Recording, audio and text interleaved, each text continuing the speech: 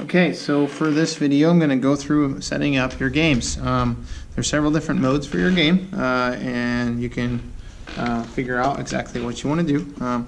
First, obviously, is turning it on, and I'm going to cover it for the speaker. Don't want to hear the loud noise. I didn't have the volume turned down. So select a game. So the first option tells you to select your game.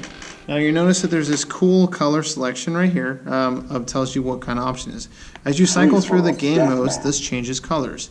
And at each step of the different selections for your game modes, these colors will change different colors. And so whenever everyone's setting up their games to play the same game, to make sure no one's cheating or to make sure they're on the same page with their newbies, everybody's gun colors should match before they pull the trigger or pull the reload button to start. So there's these options. Deathmatch, which is a team mode. There's only 2 teams, and you set them up, pick who you want to, and at the end I'll show you how you select which team you're going to be on. You predetermine, obviously, who's going to be on the teams and figure it out. Deathmatch, Supremacy. Supremacy is another one, which is a very complicated game, which we'll go over. Survival, Free-for-all, and Free-for-all. And those are the 4 games. Again, it's Free-for-all, Deathmatch, Supremacy, Survival. Survival is very similar to a game called Infection.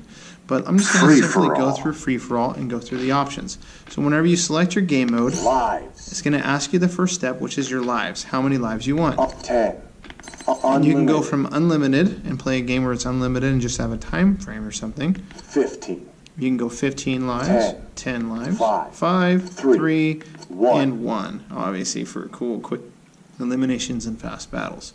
We're going to just pick 1 since it's the last option. Time. Now the game time, it gives you the options to go off, completely off. Unlimited time is just lives. People who are left with lives are the winners. 30 minutes. There's 30-minute time frame. 20 minutes. 20 minutes. 15 minutes, 10 minutes, 5 minutes. 5 minutes. 5 minutes. 5 minutes. That's it. So 5, 10, 15, 20, and 30, and then unlimited. Right, we'll just do unlimited. You see the color coordination, so other people need to have the same colors match, and that's how you know if they're messed up. So respawn time is how long it takes you if you have more than 1 life to change and come back to life.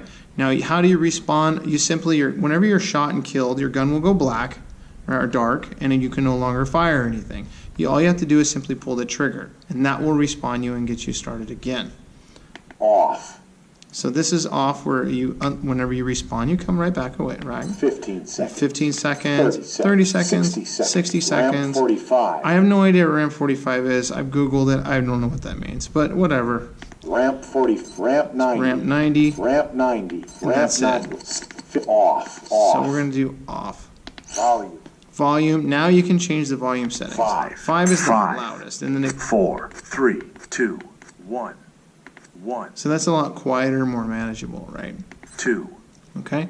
Now I'm going to select that. Now it goes into your gun options. When it says your gun, a gun choice, you're going to pull the trigger to select your weapon. SR100, SMG, X3, TAC 87. And it'll tell you which gun it is. MG7, M4. And then you're ready to start your game whenever you choose which gun you want. So if you want SR100, we leave it as this, and we're good to go. Okay, and that's all you have to do, and you caulk it back and you're ready to start the game. There is another feature, and this works in every single different game mode, which is this button right here. Depending on if you're going to play indoors or outdoors, there's a setting that changes what your headset does by pressing and holding this button for 3 seconds. Select indoor mode. Indoor mode, and there's also outdoor mode. Right? Outdoor mode. And you can press it again to see what the setting's set and frozen at. Indoor mode. And all this setting does is it just changes your headset's ability to emit the signals from splash damage and melee attacks. And that way it makes it a little bit more fair indoors, so it's not super strong as it is in outdoors, because when you're in outdoors, the signal needs to be stronger versus indoor. Whenever you're closer in range and it's more enclosed and there's no sunlight hitting you, it doesn't damage the infrared signal, and so it emits a little bit lighter of a blast.